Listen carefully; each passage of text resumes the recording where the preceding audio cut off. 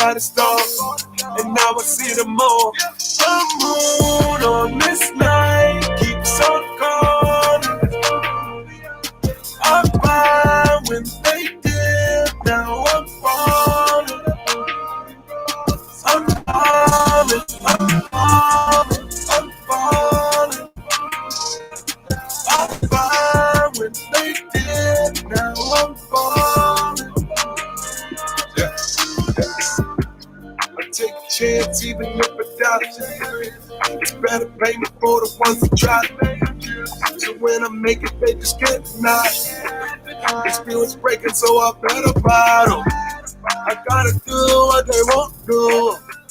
I gotta own what they won't pursue. I gotta know and I gotta move. I gotta show and I gotta roll. On this night keeps on calling. Token Metrics is a cryptocurrency investment platform that helps users leverage machine learning to become better crypto investors. Our in-depth analysis helps eliminate the emotions of investing, find profitable investment opportunities, and filters out scams. Learn more at tokenmetrics.com.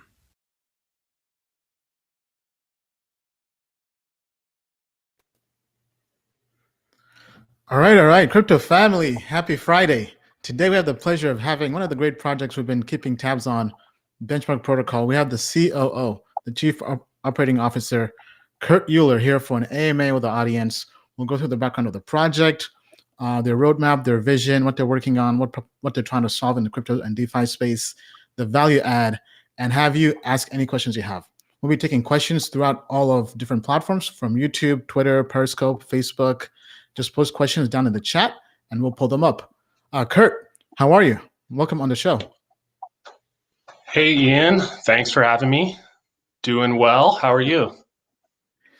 Good. Just survived crypto apocalypse here in Austin, Texas. Pretty much we had no power for a few days, but crypto's pumping. Bitcoin at 50K. Ethereum is almost at 2K. Can't complain. Life in crypto is great. All right. So welcome on the show. For people who maybe don't know who you are, do a brief introduction on yourself. Sure. Hey, everyone. So I'm Kurt Uhler. I'm the COO of Benchmark Protocol and super happy to be here today to chat about the project and hopefully answer any questions that you have. And, feel free to ask anything. I'm an open book and want to answer anything I can about our project. Great. And disclosure, prior to even starting the show, I am an investor in Benchmark Protocol. This is a free interview, not paid. All the opinions here are my own. This is not investment advice. Crypto investing can be risky. Always do your own research. And yeah, with that being said, so let's kind of maybe begin with your backstory. How'd you get into crypto? Sure. So, I think like a lot of people, it's probably going to be a similar story. I got into the space in late 2016, early 2017, made some money, lost some money, but really learned a lot about the space. And it gave me an appreciation for the opportunity that was there in crypto and that would come in the future. So, ultimately took a little bit of a break from investing when the bear market came, and ultimately back in early 2020, started diving back in and investing for myself personally.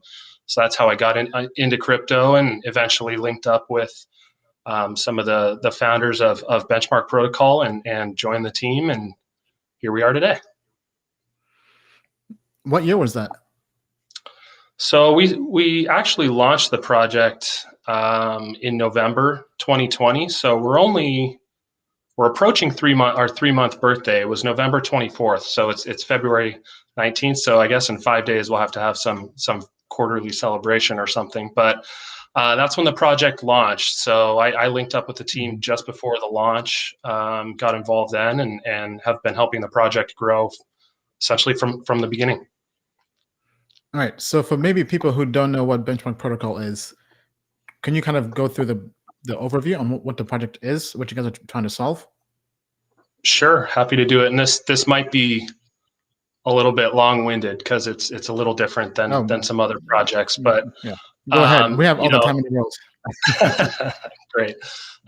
So it's a supply elastic token or a rebase token. So, what that means is that we adjust our supply daily, and we do this algorithmically based on really an algorithm that has two main inputs. The first is just a price differential calculation from our peg. So our target price for the token is 1 SDR. The SDR is a basket of 5 global currencies and is equal to approximately $1.40 in US dollars. So it's important, in my opinion, and in our opinion as a project, that the peg is a diversified currency. Most projects now have a 1 US dollar peg. So, whether that's a stable coin or other elastic coin, they're pegged to $1. And, we think that being pegged to a basket of 5 currencies is very important, especially given, frankly, all the printing that's going on in the US, but also just it seems prudent to have some diversified currency risk there with your peg. So that's the first part of our algorithm. If the price is below the target of 1 SDR, we will decrease the tokens across all holders. And if the price is above that target, we increase the token balances across all holders. So that's just a simple rebase mechanic, and that's similar to other rebase tokens like Ampleforth, which is really the pioneer in the space and the biggest project in the space. So the second component is that we incorporate the volatility index, or the VIX, into our rebase. And the VIX is an index that tracks option premiums for 30-day forward-looking S&P 500 options. So essentially, it's used in traditional markets and traditional investing as a fear indicator or fear gauge from the market. So if the market expects more volatility, the VIX will increase. And we use this in our algorithm to provide an indication on whether a further increase is needed in supply if the market is going to expect further volatility. And this is very important for an elastic currency and one of the main differentiators of our project, because elasticity is great, but you must make sure that you're elastic enough to account and mitigate any liquidation events. So the main concept here really is that benchmark protocol and the MARK token is elastic and non-dilutive. So everybody's affected equally by these rebases, and the rebase itself isn't changing the value of anyone's holdings. So it's simply rebalancing the supply and the price. And then once a rebase occurs, it's really up to the market to take it from there and determine the price action until the next rebase. So we rebase every day between 4:15 p.m. and 9:15 p.m. Eastern time.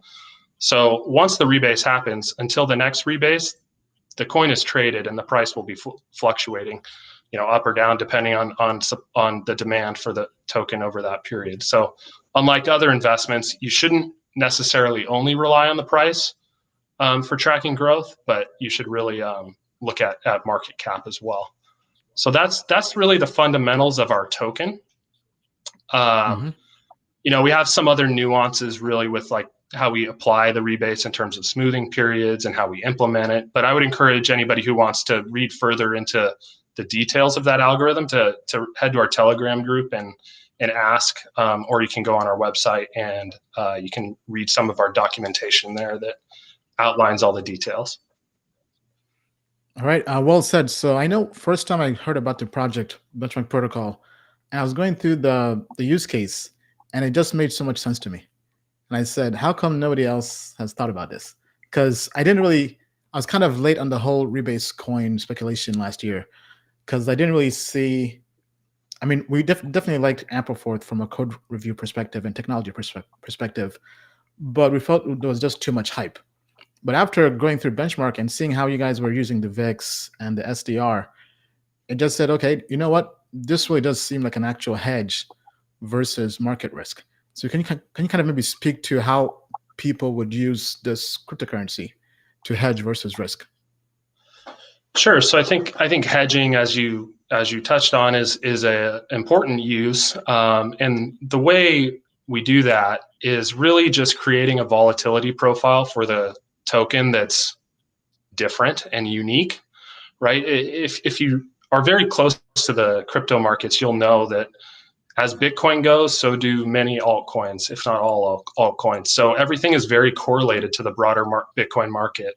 And we really want to decouple from that the best we can. And we felt that importing a metric like the VIX, which is a traditional capital market metric, is helpful in doing that.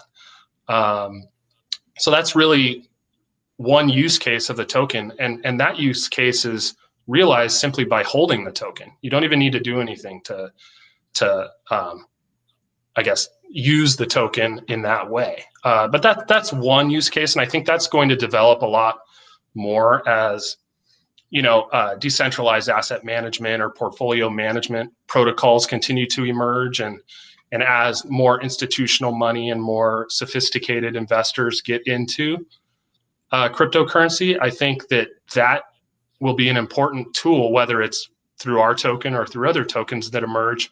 You have to have a way to hedge risk. You can't go all in on a market and just not have a way to trade it without using derivatives of sorts in case the market's going to take a turn. So it's important to have assets you can hold that can benefit your portfolio. So that's from a asset management and a hedging perspective, that's one use case. And then I think, from a more broader use case, what we're really trying to do is create a medium of exchange that is better than Bitcoin, for example, or dollars as another example, right? We're elastic and we're non-dilutive, right? So if you start thinking about how dollars work, when the Fed prints money, that's a dilutive event. Everybody becomes poorer when the Fed injects dollars into the economy. So we're non-dilutive. Anytime we inject tokens into the ecosystem, everybody benefits equally. So inflation and deflation are fairly applied. And why that's important too is when you have super volatile prices, like for Bitcoin, for example, it's hard to price goods in and denominate them in Bitcoin. So goods or contracts or debt or insurance or anything like that, it's hard to price in Bitcoin. So what you need is something like a stable coin, and stable coins have really filled that role for the most part in DeFi and the broader crypto space. But we think that the MARK token is an alternative to that stable coin, because not only can you hold it and accomplish the same things in terms of denoting contracts or debt or anything like that with a targeted price, right? Since we're targeting $1.40, you can generally understand that one MARK token will be worth $1.40 in the long run. Also, your portfolio can grow while doing this. With stable coins, if you held a portfolio of $1 million worth of stable coins, it's going to be worth $1 million worth of stable coins. But if you hold a portfolio of MARK tokens and you use them like stable coins, that has the opportunity to increase or decrease in value over time as well. So it just has a much broader use case, I think, within the broader DeFi landscape than, say, a traditional stable coin. Now, what would you say to people who say that this seems like just printing money out of thin air, right? How can people keep the price backed or pegged to something? Yeah, well, I guess what I would say is that's the same thing the government does. They print money out of thin air. So it's not much different than that. But I mean, there's different models, right? There's collateralized models for stable coins. There's algorithmic models for stable coins, and then there's rebase algorithm models for rebase tokens as well. And I think there's pros and cons to everything. And in many ways, collateral is a con. When you're looking at stable coins. Mm-hmm. If you think about collateralized stable coins, the way they're issued is they take collateral in the form of other tokens, and then they issue stable coins in exchange for that. So what happens if all that collateral overnight decreases in value 50%? That's a big problem, right? If you then want to go turn in your stable coins and get your collateral back, what happens then? And that's, liquidation events like that's exactly what happened in March when we had the huge dump because of COVID. And so actually it's our opinion that models without collateral are actually better and superior than collateralized models. So that's one of the reasons we chose to go that route. All right. So what's the upcoming roadmap for the project? Yeah, so I mean, we're working on some integrations. If people have been following us, they'll know we made an announcement earlier this week that we integrated with Polygon, so formerly Matic, and that's really a first step for us in interoperability. You know, while it is a layer 2 solution on Ethereum, the way it works really is similar to a cross-chain integration. So we're starting that, and we think interoperability is pretty important in the broader DeFi space to make sure to take advantage of all the benefits of all the different ecosystems out there. So that's a start, and we're exploring new partnerships every day in that regard. I think one of the biggest things that we're trying to do, and that's really important, and I think differentiating for us amongst our rebase peers, is that we're building our own lending marketplace. So we're building a peer-to-peer marketplace where we're going to allow users to borrow or loan out tokens on a peer-to-peer basis, fully decentralized. And we'll have some incentives to utilize the Mark token within that ecosystem. And we're still in a testing phase. We'll ultimately roll this all out on a testnet basis here in the coming, I would say, quarter or so. But we think that's really important because to date, there haven't really been a ton of integrations with rebase tokens.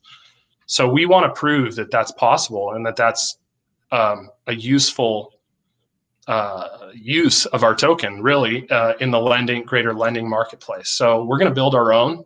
That way we don't have to worry about integrations.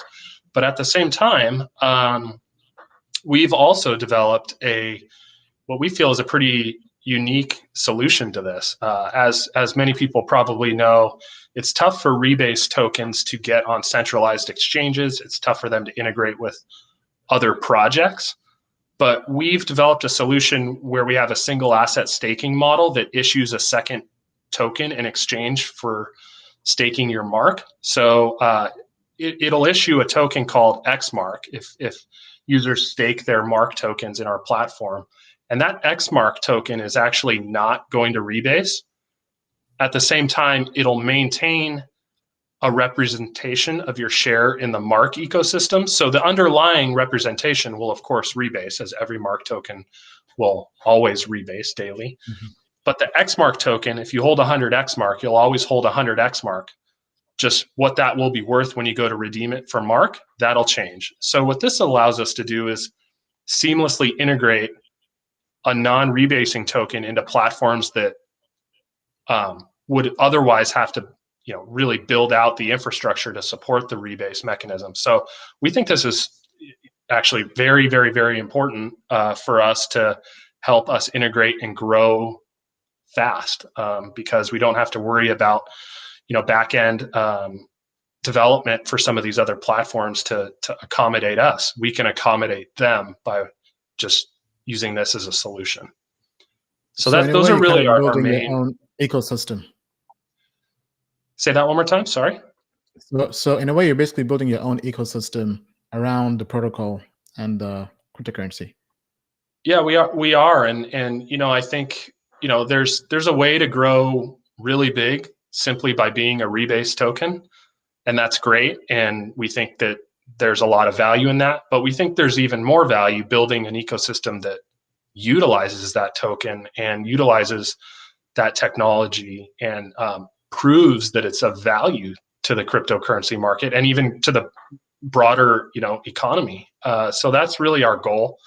But also we realize we are going to have to integrate with other ecosystems, which is why we've created that XMark token that doesn't rebase to really just allow us to spread as much as we can. All right, sounds good.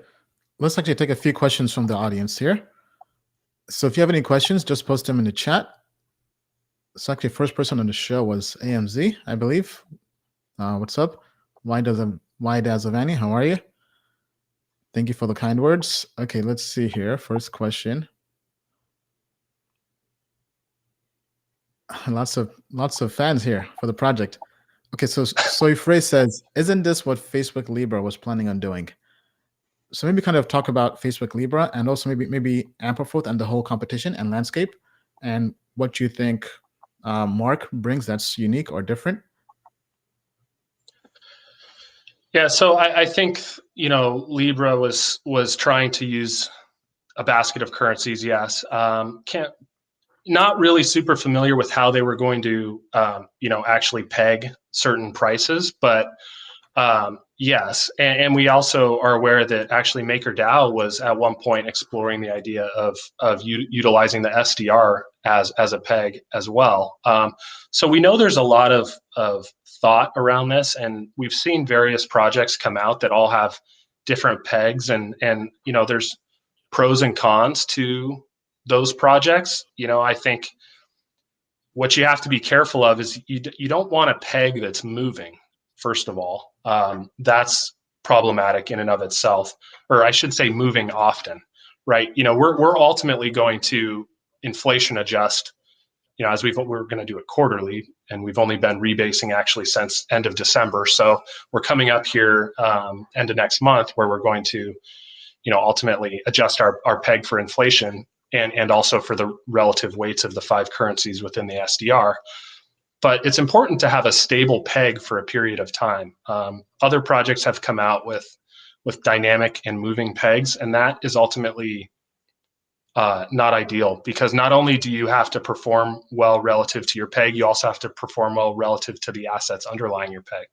And if your peg is moving up, such as if you're pegging a value of something else that's volatile, that can be troublesome. That said, there's so many currencies that peg the dollar. Amperforth being the pioneer in the space, and empty set dollar and other algorithmic coins that peg a dollar. We really think it's very important to have an alternative there. So to answer the question, yeah, it is a little bit like what Libra was doing, just from a target price perspective, but I'm not sure exactly their technology behind how they were going about doing that. And I think ultimately that hasn't happened. So we'll wait and see if they come out with some other solution there.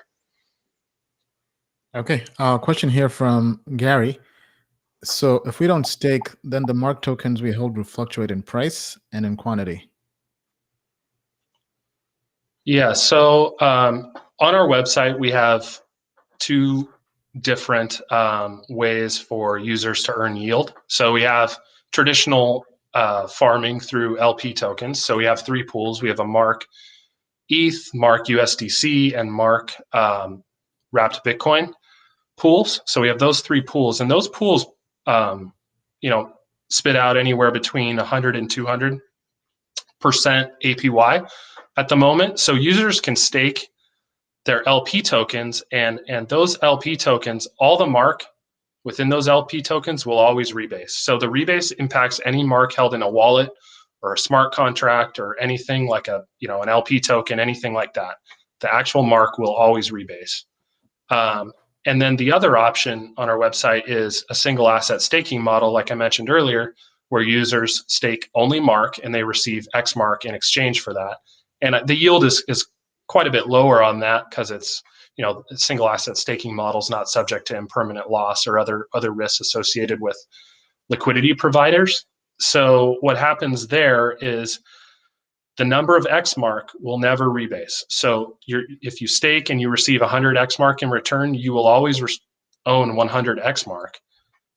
But when you go to exchange that X mark back for mark, the amount of mark you will get back is a rebased amount that's subject to any rebases from the time you staked to the time you withdraw. So the underlying representation of mark will always be affected by rebases. All right, thank you.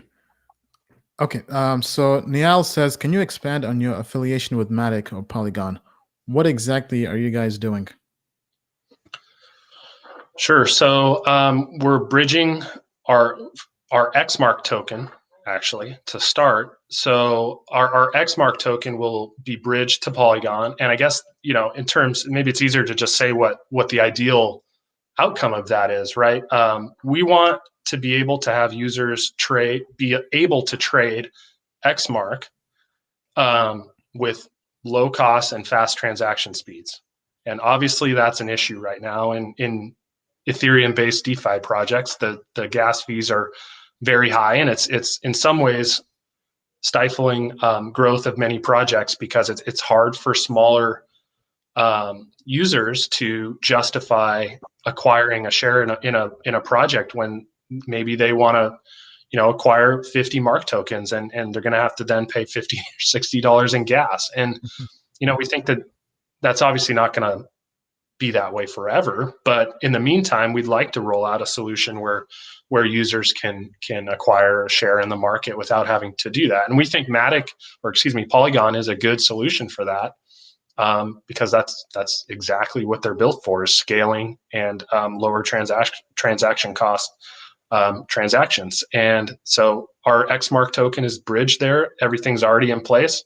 So once a DEX or some other type of project rolls out on Matic that we need to integrate with or want to integrate with, all the infrastructure is already there. And it's simply just getting ported into the network and going from there. And if you want to learn more about the technical, I'm not the best person to ask about the technical aspects of that integration, but we have an amazing tech team that can certainly answer any of those questions. Is there a timeline on when that would be live already? The bridge is done. So it's at this point, it's simply finding projects now to partner with that are on Matic and then allowing for our token to be traded or used in that ecosystem. Okay. People are asking a few questions regarding your advisors. I think CoinShares and DataDash. Could you kind of maybe speak to your early backers?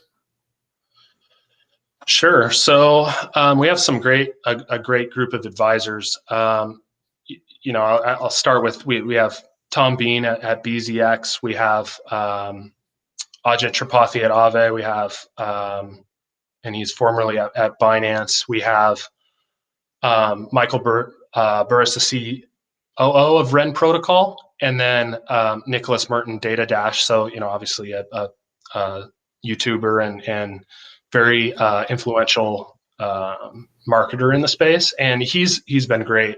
Since they asked specifically about him, he's one of our newest advisors, and he's helped us quite a bit with marketing and giving us some advice and making quite a few introductions, not just on the marketing front, but to other projects, and that's been amazing. And he's been had a huge impact on our growth, and hopefully will continue to have a huge impact on our growth. And then, it sounds like somebody asked the question about CoinShares and Meltem. She's more of an investor in the project herself. So we're not in any way affiliated with CoinShares, but Meltem has, invested in the project, and she gives us, her own personal opinions occasionally, and will tweet about us occasionally, and that's awesome. But, you can see on her, she discloses all of her investments, and we're listed there. And she's, I think, just really sees the value in our project and wanted to be involved in ways she could. And that's how she can be involved. And, she works for a large, CoinShares is huge, and they have certain disclosure rules and things like that, and compliance rules. So she is not, an advisor for us. She's an investor in our company. Is that as an equity investor or as a token investor? Yeah, token investor. We don't have any equity investors. We had a fair launch, so we gave away 9% of our ecosystem when we launched. You could farm mark tokens with non-mark pairs. You could farm with Chainlink Ethereum pairs. You could farm with. We offered 20 different pairs that users could farm our token, and ultimately gave away 9% of our ecosystem over the first month. And as you can imagine, our price dropped quite a bit when we did that. But that was important because we don't want to be classified as a security. We didn't solicit any investments, right, from anyone in terms of venture capital or anything like that. We didn't have an ICO. We didn't have an IEO. So there's no way for investors like that to A, dump on our community, which is important, and B, no way for them to, for it to be construed as us soliciting investors from a securities perspective. So both of those are very important for our long-term growth, whether it's integration with exchanges or just compliance in the US. So that's kind of our genesis there. And speaking of that, how do you feel about the regulation of cryptocurrencies in the US, right? Because it's kind of been in a gray zone, right? So what are your thoughts on that? What do you think could be improved, especially with the changing of the guard with the SEC? Yeah, I mean, my personal opinion is that I would prefer no regulation. I'm just more of a free market. That's just my outlook on everything, and that's obviously part of the reason why I got involved in the first place in this space. So, I think ultimately it's inevitable, though, as the technology is more adopted and the currency becomes, whether it's Bitcoin or whatever, becomes more mainstream than it already is. Ultimately there's going to be regulation, and I think for us to get to the next level as an industry, that is going to happen, really. And banks are going to have to, whether it's through stable coins or through custody or however they plan on doing it, ultimately it's probably a good thing in the US. But I'm just not, it depends how that is actually done, I think is going to, my answer might be different after that happens. But I think at the end of the day, it's a necessity and something that will help us grow eventually. But, it all depends how they do it. So yet to be determined. Okay, so to kind of venture far into the future, so Bitcoin today just hit $50,000 and crossed. Bitcoin is now over $50,000 and crossed $1 trillion. And Bitcoin is meant to be now a store of value. That's basically its main use case, digital gold. But in the last 1 year or so, we've seen all these rebase coins really try to go after Bitcoin's use case. So do you think this is something that's feasible? Let's say 5, 10 years, 20 years down the road, where all these algorithmic rebase coins could possibly catch up to Bitcoin, or maybe even surpass Bitcoin and take the throne of store of value as a cryptocurrency? I think theoretically it's possible, but it's probably unlikely. I think, the end goal, sure, would be to have a rebase token, specifically ours. That would be nice. Become,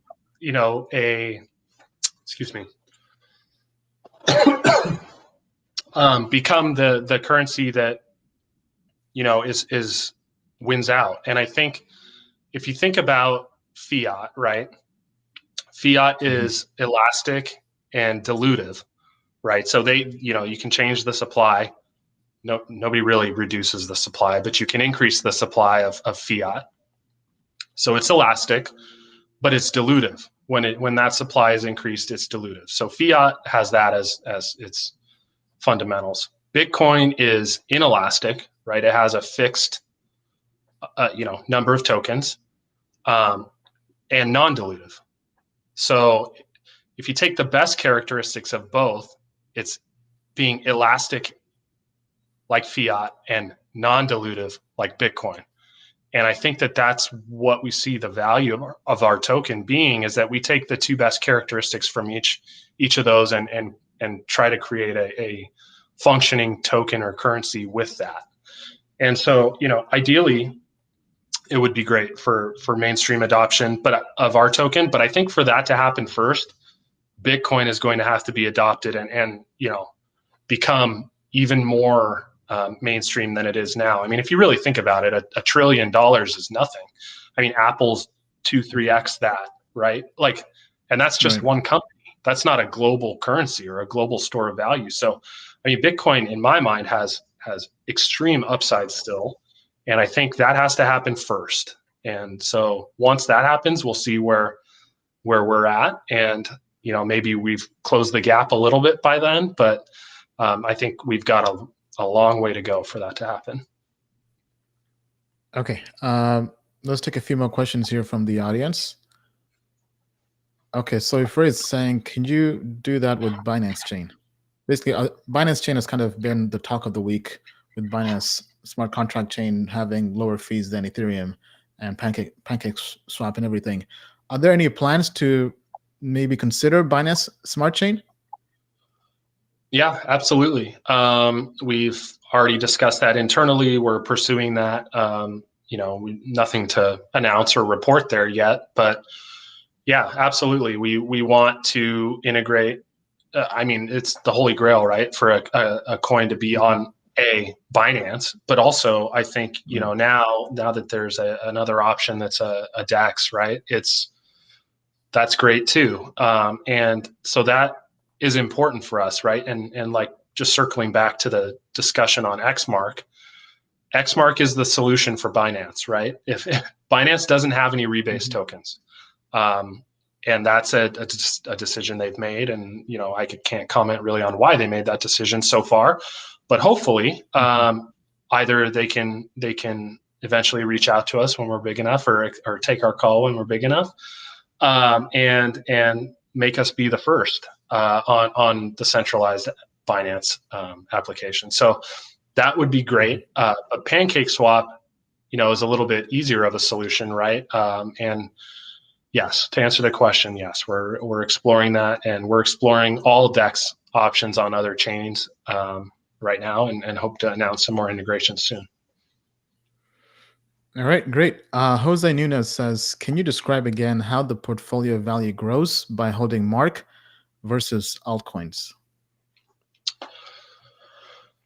So, well, that would be if Mark increased at a greater rate than the other altcoins you're holding. But I think maybe you are circling back to my point that I was trying to make related to holding Mark versus stable coins. So, stable coins, right, are utilized in a lot of DeFi transactions. They're utilized in lending. They're utilized in insurance, and in really anything that DeFi touches, because it's important to have a denomination that what you're going to get back or what you're lending out, and it's just understood.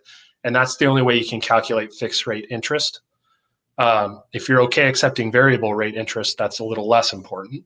But when you calculate or when you hold stable coins, the value is not going to change, right? I mean, if you look at a stable coin pegged to $1, that's always worth $1, and you're going to have the same amount of stable coins in your wallet, because it's not generally supply elastic in the sense of automatically adjusting the supply within your wallet. It may be elastic at the protocol level in that they can issue more, but it's not elastic within your own wallet. And so the point I was trying to make is the Mark token can increase in value even if the price stays very close to the peg.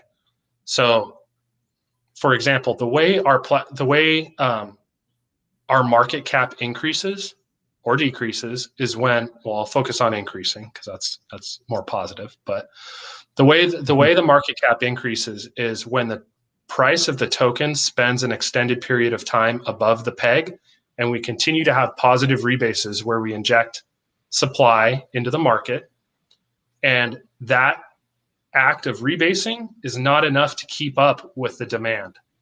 So to the extent there's excess demand above the rebase algorithm, that's how the protocol grows and how the market cap grows.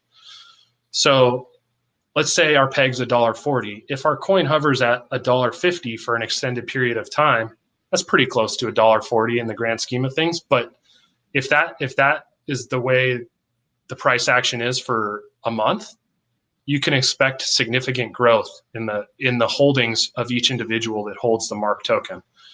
So whereas if you're $1 stable coin, if you held that for a month, it's always going to be worth $1, and you're always going to have the same amount in your wallet. So I think that's really how this token is more beneficial to hold versus a stable coin if you are okay with the risk, right? The other side of that is a stable coin is never going to go down in value, right? The Mark token could go down in value. So it's just whatever risk profile you're happy with, and whatever you're happy to use your own money on is what you should do. Yeah, I mean, so the way I view it is, Mark, when you purchase Mark, obviously not investment advice, when you purchase it, you're basically purchasing a percentage of the total supply, and that percentage is fixed, I believe, correct? Right? That's exactly Like, right. let's say you, right? So while the total supply might go up and down, your ownership, your stake in that is always fixed, right? So in a way, that's kind of how it's giving you that hedging versus risk, right? And the fact that they have a basket of 5 currencies, then also factor in the VIX for volatility. I think that's definitely a good hedge. That's why I myself got in as an investor. Plus, I saw that the market cap was very low. It's been one of the better performing cryptocurrencies in my investment, so I'm definitely very happy about that. But yeah, I mean, I think you guys are definitely doing something very innovative and are basically, in my opinion, a hidden gem. Okay, Well, all right. thank you. Glad to hear that. Okay, I think let's put you in the hot seat now. So every guest on the show, we like to ask them a few questions to kind of learn more about them. So the first question is, what are 3 actions you took that have changed your life for the better? Ooh. So I think first thing, let's say, going to college, not because I necessarily valued what I learned. I did value what I learned, but that's only one part of college. But met a lot of people who have been very influential in my life there, and helped me to definitely helped me to grow up. It was a super positive experience for me from a social aspect, and I made a lot of connections that I still have to this day. Where'd you go to school? I went to USC, University of Southern California. Okay. So yes, good school. And I'm in Southern California, so the network is very strong. I would say a second thing would be just not being afraid to take risk. I learned.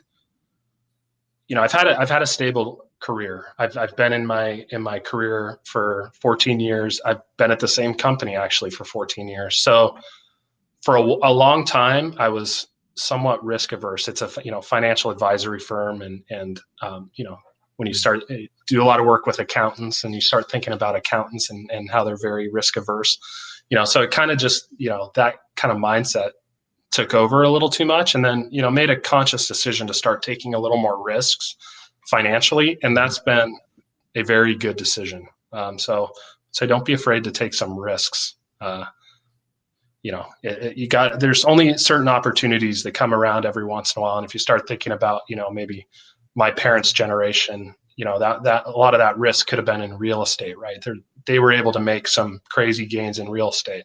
Not sure those opportunities still exist for people my generation, and your generation. So I think taking risk is good. Now take responsible risk. And then I would say last one, I recently had a child, so that's obviously transformed my life more than anything else combined. Yeah, thank you. Lost a lot of free time, but it's an amazing experience and given me a whole new focus on life. So I would say those are some three life-changing events. That's awesome. As we say here on the show, we just landed on the moon. That's on the Lambo. That's on the moon. All right. Yes. Next question in the hot seat. What are your 3 favorite books? Oh man. Well, I don't really read a lot of like fiction or anything like that. So really my interests outside of cryptocurrency and investing are really mostly sports related. So these are all probably sports books. So I would say, The Last Season by Phil Jackson is a cool book. If you're into sports, it's, Lakers head coach, talking about his last season with the Lakers. Another book, the one where he's talking about like, not Tai Chi, but like the Zen of basketball? No, I think that Is was that an different? earlier book, but this is more just Okay. chronicling his last season with the Lakers, and Kobe and Shaq and things like that. And then a second book, also Lakers related because they're my favorite team. But I Laker like fan here. this is more my style. This is a picture book. So there's a it's called the Mamba Mentality, and it's a picture book Yeah, that was that created one's a by good the one. photographer for the Lakers for many years. And it's basically all about Kobe, and it's a bunch of cool photos that he took over the years of Kobe, and that was a really cool book. It's a perfect coffee table book. And then another book also basketball related, and this is a UCLA guy, but I'll concede that it's a good book. But John Wooden's Pyramid of Success, I think, is a really good book as well. Nice. So you're a big basketball fan. Yeah, that's. I used to have a lot more time to actually play basketball, but as you can imagine, playing Yeah. basketball leagues with a bunch of random guys, licking their hands and touching, it's just, that would be a disaster right now. Yeah. So actually, last year I was in a crypto hoops fantasy league. Oh, And there you I go. mean, people in crypto, they love basketball. And then Yeah. I'm saying not now, but during consensus, that actually crypto basketball runs, which is Oh, pretty nice. cool. I All have to right. get out. Then next question. Okay, hold on. By the way, if you have any other questions, just keep them coming. We'll get to them towards the end of this stream. Okay. Who are 3 people in history, living or present, who inspire you, besides family and friends? Well, one's going to be obvious, so I'm going to go back to the Kobe well. I'll say Kobe Bryant for his Kobe, work ethic. Black Uh, Mamba. I think unparalleled work ethic. So start there.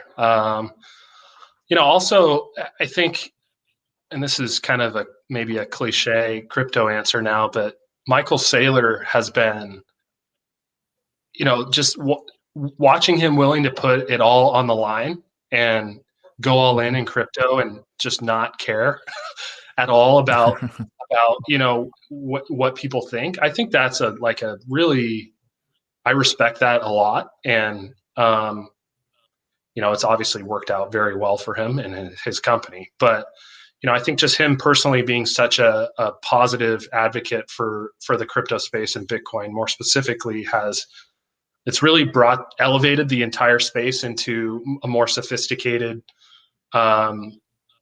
And I think that it's he's directly responsible probably for getting Elon Musk into Bitcoin, and I think that we know Yeah, of. that was huge. Yeah, and I think that you got to acknowledge his role in all of this has been amazing for everybody in the space. And I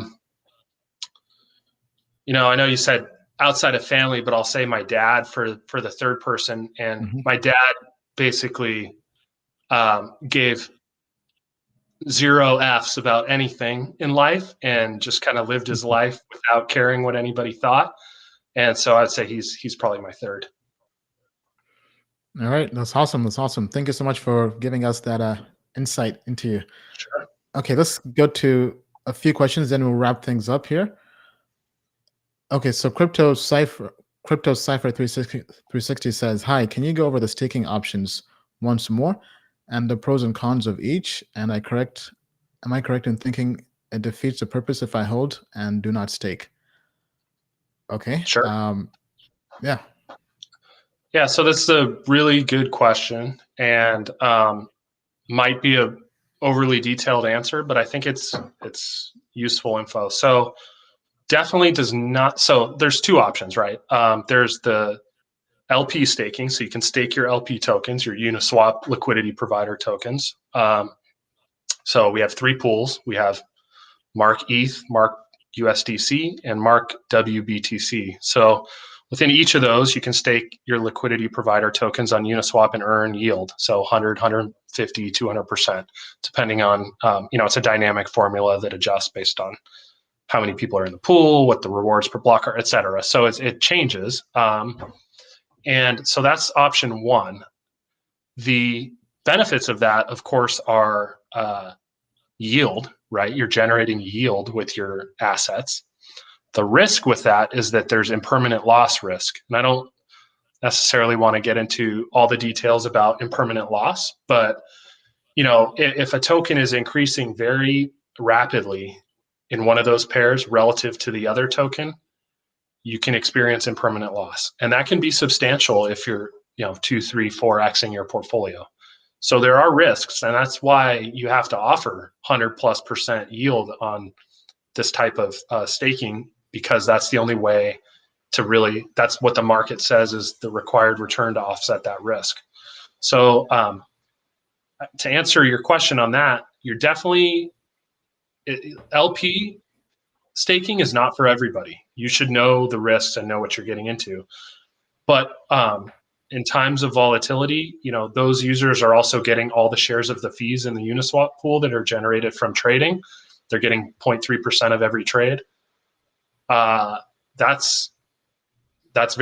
can add up if you have a lot of volume. So it's definitely, I think, people that have a longer term approach and have a more wait and see approach and want to have exposure to multiple assets. Those are the people that should be providing liquidity, not people who are looking to just hold the coin and track their gains and losses, because it's a lot more complicated for doing that. And there's third-party software that can help you track that stuff, that you can plug in your address and it'll calculate all of that for you, like APY Vision or VFAT tools. So there's certain farming tools that can help you with that. That said, if you ask most of our, if not all of our LP providers who have been in that pool for an extended period of time, they would all tell you it's been a very positive experience for them. And part of the other benefit there is your losses during downturns are also mitigated, right? Because half of your assets are in either Ethereum or Bitcoin or USDC. So there's pros and cons. It's just basically going to mute and dampen your gains or losses either way if you're LP providing, as opposed to using all those funds to buy the token itself. So that's option one. Option two is the single asset staking, sub 5% APY. Traditional risk with any staking contract, just that you're depositing into a staking contract, albeit ours is developed based on Sushi, so it's obviously very battle tested and we would say very low risk in the grand scheme of things. But there's always risk, protocol risk, and so the rewards there are 5%. But there you get the option to hold XMark. You get the option to use that XMark for governance proposals. If we put anything out to a community vote, you can vote with that token. You can. We're trying to create other liquid markets for that token right now, where people can trade that token. There is a liquidity pool on Uniswap. It's not incentivized by us yet. Hopefully we can develop a market for XMark soon, but that's really the role of XMark there. And that's a more popular, if you look at our TVL right now, I think it's somewhere around 10 million, but 70% of that or so is in the XMark single asset staking, because people are okay with the low APY because it's very low risk. And that is equivalent to the benefits you'll get when the token increases in value, and the losses you'll receive when the token decreases in value are equivalent there than if you were just holding the mark token in your wallet. So it's no different. Okay. Yeah, I've actually just pulled this up here. Producer, if you could pull up the screen here. So, by the way, so I've been staking this as well. I think for me, obviously staking, as he mentioned, or being part of any pools can be risky in terms of impermanent loss. But I think right now with the APY and the yields and being early in a project, especially if you believe this project has long-term staying power, obviously to our customers, you guys and girls have seen all our in-depth code review, which we think this project is definitely a hidden gem in our opinion. And as a result, if you have tokens just kind of laying there doing nothing, I think it makes sense to get at least a small portion of that and put it to use, right, and earn some yield on that. So I've been doing that. I've been doing this, I think, almost for a month now, and I'm definitely a happy camper. And we'll just leave that there. Yeah. Okay. All right. Well, thanks for providing us liquidity. I mean, as everyone hopefully understands, having liquidity is super important to a growing project, and we certainly appreciate everybody who's been doing that. And if you have any questions in terms of the project, they have a great FAQ page here, right? If you go to benchmarkprotocol.finance, then FAQ, very, very in-depth, well put together. Then if you go to the press, that's where I was. That gives you information in terms of the yield and all that. Okay, let's take a few more questions, then we'll wrap things up. Yeah, so Ernest, hopefully that helps. If you just go to the FAQ section or the press, there's nice documentation in terms of staking and adding liquidity to the pool. Okay, which pair am I staking? I'm staking ETH and Mark, I believe. Not really doing stablecoins at the moment. All right, okay, so any last words to our audience? Anything else you want to cover that we haven't touched on yet? No, I mean, I think, would welcome everybody to come check us out, join our Telegram. We have an amazing Telegram community, amazing community members, outside of the project, and amazing community managers within our project. So I'm in there. I'm super active. Everybody on the team is in there and is active, and we're always responding and happy to answer questions. I would say for everyone, if they want to learn more, that's the best place to start, is to come there, ask questions, and learn. Second best place would be to read our white paper, light paper, and overview, depending on your attention span. If you can handle a 50, 60-page document, read our white paper. If you want a 4-page document, read our overview. I know there's different people have different preferences with that. I'm more of the middle road there. I'm more of a light paper kind of guy, but we have options for everybody. We're also working on an explainer video right now that'll help everyone understand our platform even further, and would just certainly encourage people to check us out and research us. We're a non-anonymous team. Everybody is there, and we take, responsibility for how the project, is really perceived. We take, or I shouldn't say responsibility, but we take pride in how the project is viewed, and we are doing our best to make sure that we're exploring all the opportunities we can, and look forward to growing more here in the future. All right. Thank you so much, Kurt. So someone was asking where to find the Telegram group. It's at the bottom of their site. If you just go to the bottom of the site and click that email message icon, I believe that's Telegram. Yeah, Telegram. Right. Definitely make sure you don't follow any links in the comments. Sometimes, as you guys know, in crypto, there are scams and fake links and fake profiles in there. So always go to official website to get the official platforms. All right. Thank you so much. If you enjoyed this interview, be sure to smash the like button, subscribe, and share this with your friends in crypto. Share this with crypto family. Show them how they can learn more on how to hedge their risk in cryptocurrency investing and even in equities. That being said, thank you so much, Kurt. It was a pleasure, and we'll see you all next time. Have a great time. Bye. Thanks. Life-changing money, to a point where you can buy your mom and dad a brand new house, right? You can pay off your college loans. You can invest in your future, not have to work again. Pursue your dreams, your passion, not have to have a job, work that 9-to-5 grind, right? Break the system, hack the system. This is what this show is all about. They said relax, but never retire. Feeling detached, never inspired. They told me relax, but I can't retire. I'm feeling detached, never inspired. Like I would live on, but never alive. You know the system, AM till 5. They try to say our jobs to give on. Living a lie. Now here's the mission, die or decide. You would die. The corporate life is so redundant when your freedom isn't free. It comes to being someone, just believe that you can be. And how can I have hunger when they tell me when to eat? How can I lead others when they tell me who to meet? Then they tell me when to come and then they tell me when to leave. They say how much to give and then forget how much I need. It's the precious to succeed with the lessons of the greed. I question who to be and saw this message is in me. I gotta know. Life-changing money. I want to work for myself. I gotta work for myself. I gotta go. You can invest in your future, not have to work to again. The moon, put nerves on the shelf. I gotta know. Pursue your dreams, your passion. I want to stay free or want the safety. I gotta go. Break the system, hack the system. Although they paid me, this is what the they show is never all made about. me. I wanna relax, forever retire. I wanna detach, I'm feeling inspired. They told me relax, but I can't retire. I gotta detach, gotta decide. They got me thinking I would live on, but never rely. You know the system, AM till 5. They try to say a job's a give on, they living a lie.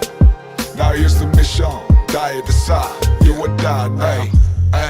Hey, I will never be a wage slave, I gotta stay made. Hey, I used to see this in the 8th grade, wasn't a day late.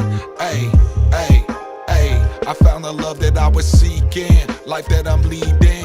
Hey, now I can do this every weekend, cause I'm a free man. I was in Tokyo, riding the job wheel, the rodeo, dancing with the devil for payment. I couldn't do-si-do, but I was driven. The mission gave me an open road. Made a decision to whip him like it's a motor show. 6-figure slave, I was paid, wasn't well though. Heard of crypto underground, it became my railroad. Started making earnest money, it's for whom the bell tolls. Went from wishing for sales closed to sales. Now I can relax, forever retire. Now I'm detached, forever inspired. Now I can relax, forever retire. I had to detach, had to decide. And now I'm thinking I can live on and not just survive. You know the system, AM till 5. They try to say a job's a give on, they living a lie. I made a mission, die or decide, do or die now. Crypto retirement, yeah, that's where my mind went. Started thinking higher, now they can't hire my time spent. No, not retire like 65 when your job ends. More like an island, and if I'm by it, I buy it. Free travel, dealership, sweet dabble. I reign like Leeds Castle, you reign like Seattle. We went from sheep cattle to eating beef and mackerel at feast. No lassos, just beliefs me in a saddle. You gotta know. Like life-changing, like you wanna work for yourself, you gotta work for yourself, you gotta go. not have to work again. Raise spirits to the moon, put nerves on the shelf, you gotta know. Pursue your dreams, your passion. You wanna stay free or want the safety, you gotta go. This is what the show is all about. Although they paid you, they never made you. No, we can relax, forever retire. Now we detach, forever inspired. Now we can relax, forever retire.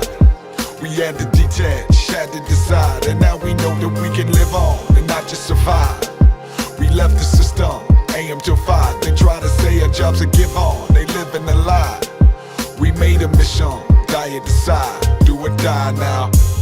I'm here to put you guys on and share all the different resources and tips I come across in my journey to making $1 million and making $1 billion, right? I'm trying to share this with the world for free.